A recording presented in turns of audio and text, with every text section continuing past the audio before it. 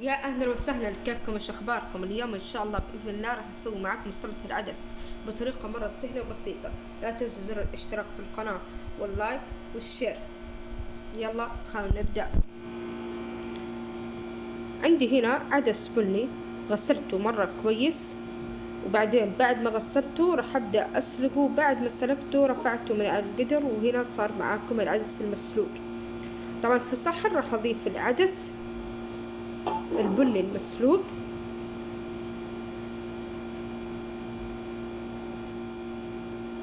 وعندي هنا بصل أحمر وفجل أحمر مقطع حجم متوسط، ويمديكم ترى تقطعوا لحجم صغير. عندي هنا خيار مقطع حجم متوسط،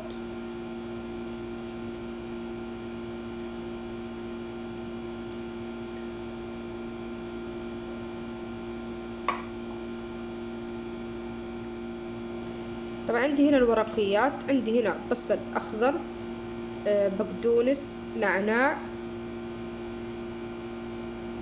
طبعا كل المقادير هتلاقوها في صندوق الوصف.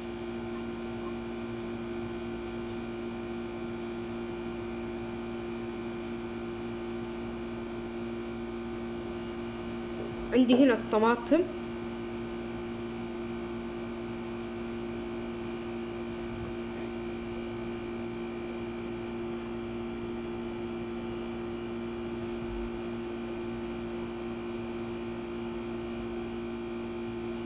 عندي هنا دبس الرمان، راح أضيف عليه دبس الرمان.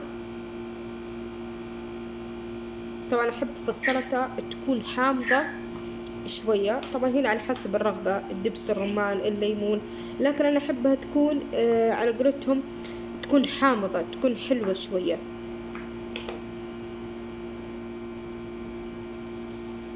راح أضيف هنا شوية من الملح، الملح حسب الرغبة.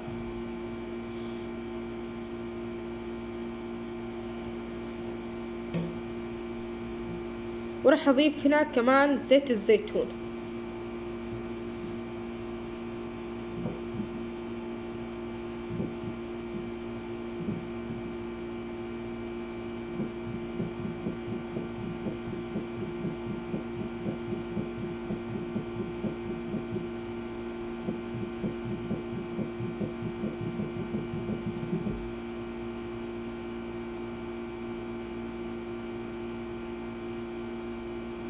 راح أضيف كمان هنا عصير الليمون.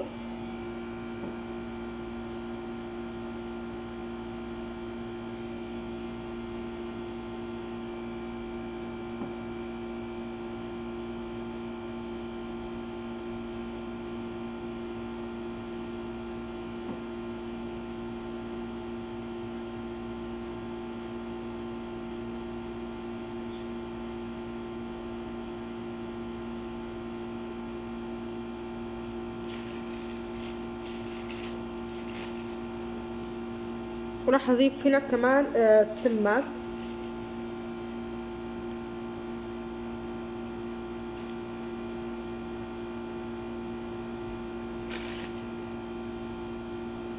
وعندي هنا فلفل أسود وكمون.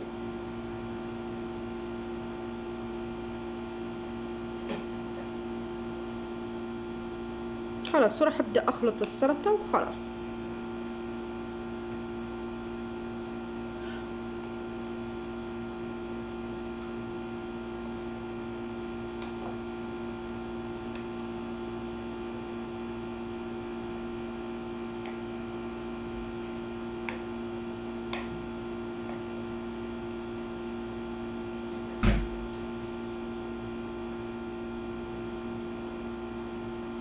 طبعا دحين راح يكون وقت التقديم، راح أضيفها في الصحن.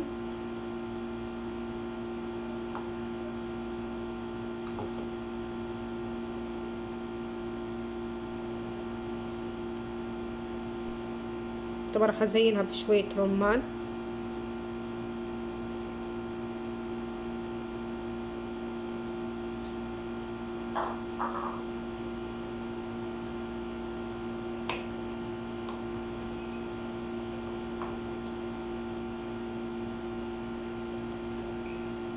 راح أبدأ أذوق معاكم. طبعا يا جماعة الطعم من جد روعة،